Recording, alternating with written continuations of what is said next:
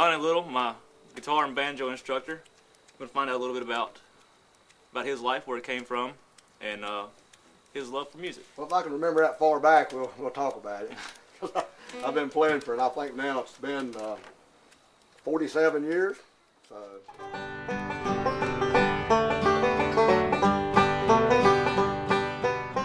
But the way I remember how long I've been playing music too was talking about playing. I started December 25th, 1964.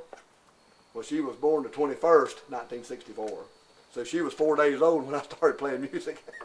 And so that's what we always joke about that. I always been playing as long as she's been living. So all back through the years, we played a lot of fillers conventions growing up, and like all around North Carolina mostly.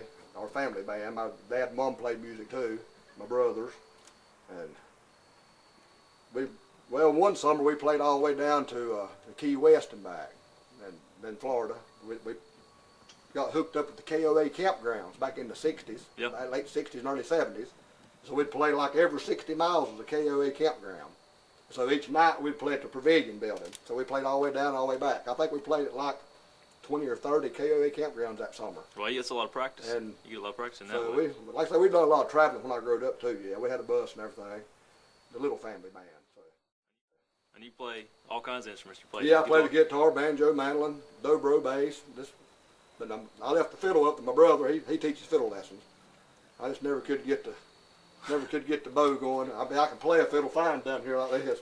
Mm-hmm. I just never could get the bowing right. So I thought, well, I'll just not play a fiddle in public. So. But I can play some little different styles of music maybe that influences, like say like you had Earl Scruggs, Don Reno, Ralph Stanley, Sonny Osborne, like the four main banjo players when I grew up. Mm-hmm. And we done a lot of shows opening up for those guys too when I was like 5, 6, 7 years old. That used to be the Little Brothers. That's what we called our band then. Yep. Little Brothers.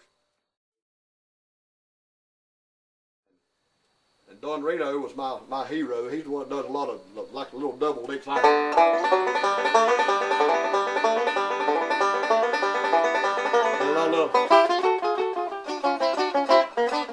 little double thumbings. And yep. So, and then that was the style I learned from like Don Reno. And then Earl Scruggs was what they called the right-hand man, where he goes. And done all the stuff like Foggy Mountain Breakdown.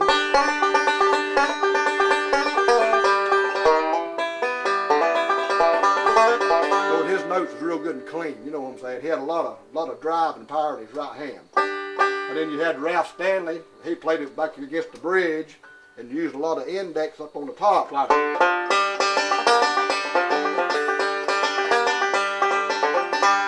And then like Sonny Osborne that played like Rocky Top, well they had a lot of like, they was real fast pickers, you know what I'm saying? They done a lot of real pretty stuff like this on the banjo, like, you know, like a lot of 3-note chords. So what I did, and ever since I've been growing up, I took all those records back in the old days, and I take the needle and I'd listen to a line, and then we didn't have the cassette players and DVDs and the cassette, the CDs like you do now, and computers back when we grew up. They had to learn the hard way. They had to learn the hard way. I just took their different styles and then just mixed it all in. And so I got my own way of playing. So you got the best of all of them. So now a lot of them learn from me, like you say. Like a lot of professionals, when you go play places, they say, "How you do this right here?" And, you know what I'm saying? I show them licks. You know what I'm saying? So, right. I mean, it's just different ways. But everybody's got a different style they do. And so it takes everybody in the world to be unique, is what I call it.